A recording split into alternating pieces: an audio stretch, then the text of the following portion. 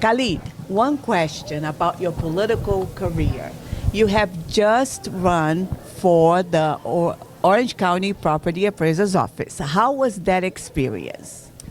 Well, I don't like to call it a political career. I like to call it public service. I believe in public service, and I've been part of many organizations here locally as far as that is concerned.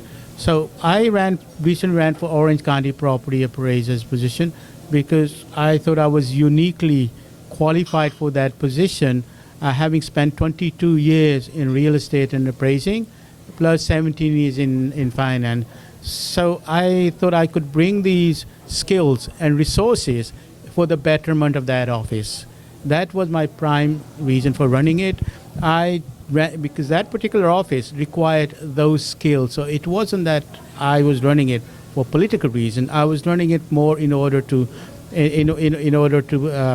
fill a vacuum that I thought existed and was lacking in some of the areas, and I could make a major contribution to that.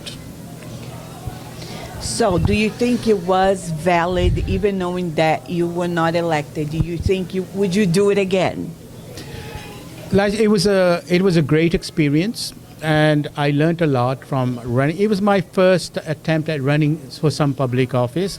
I expected it to be tough, but I didn't expect it to be so complicated. Unfortunately, I thought my skills would be enough for the voters to be attracted to vote for me. But unfortunately, I realized pretty soon that there are other factors that are more important than your qualifications and your skills. As for running again, I have no intention for running it again because I'm quite happy with. I'm very busy with my real estate business because of what's happening. A lot of people moving from New York areas to here, Central Florida, plus the fact that there's a growth in demand for home ownership because of the lower mortgage rates. It's a good time to be in the real estate business, and I intend to devote my full time to making my business grow, which I've owned over 22 years.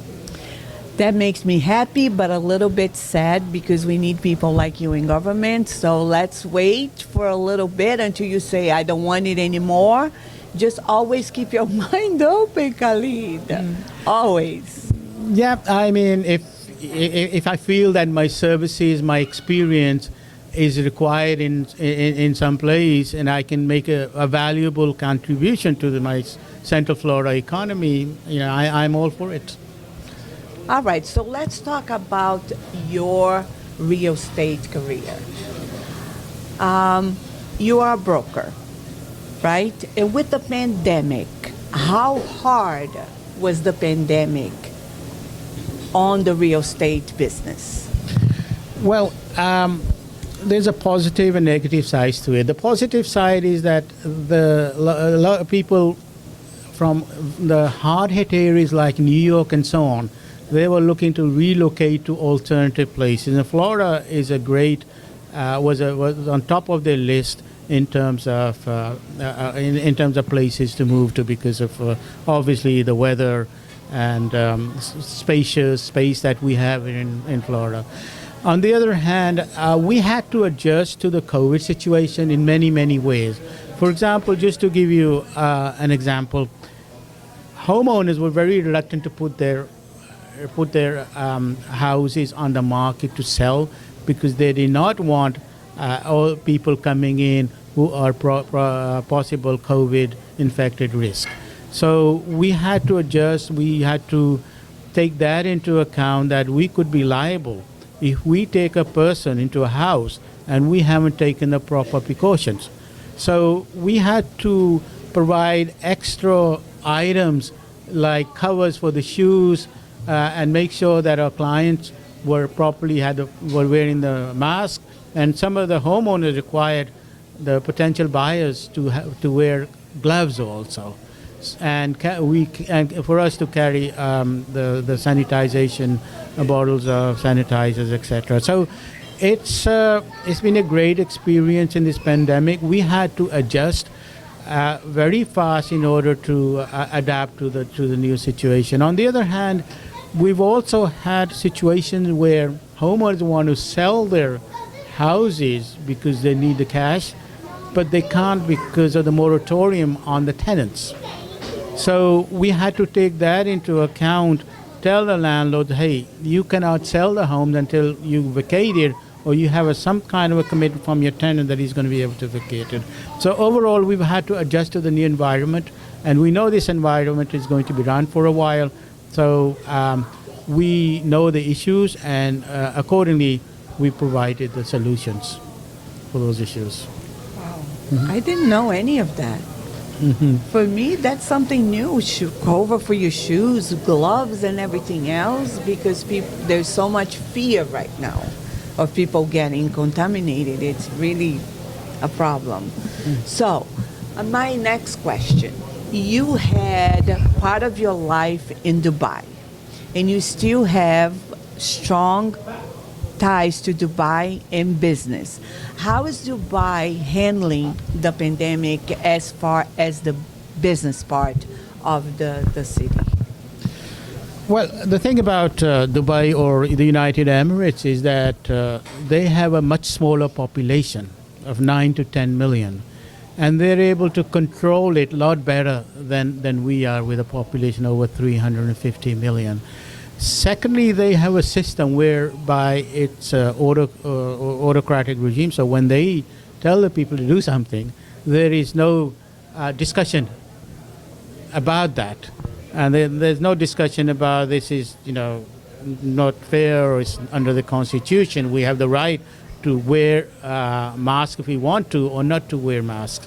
So once the government decides that in the interest of the people, this is to be done, then those codes are implemented without any questions. And the government has took measures very early to control the pandemic, and it showed results as well with the rate of the epidemic that was controlled. I was very happy to see yesterday that Dubai is holding one of the biggest fairs in agricultural products and different things, and Brazil was a part of it. They were very enthusiastic about it, and it's something nice to see that people, they are already taking steps into getting out of the disastrous pandemic that was for the world and just going back into business, because that's what it really matters. We need to learn to deal with the pandemic and go on with business so there is no damage on the economy. I agree with you, Laiz. It all depends. Different countries that took a different approach to the pandemic. So you have countries like Taiwan, for example, or South Korea. They were very strict right from the beginning. So they did not allow the pandemic to spread. But other countries, especially a lot of the democratic countries, they waited for too long before they implemented strict measures. So we've been into this situation now for over a year. Sooner or later, they have to take measures. Now with smaller countries like Israel, for example, probably 50% of the population has been vaccinated. So really, Wow. because they're smaller countries, they're able to, 50% of the population of the United States looking at 175 million, whereas 50% of the population of a 9 million nation is only 4.5 million.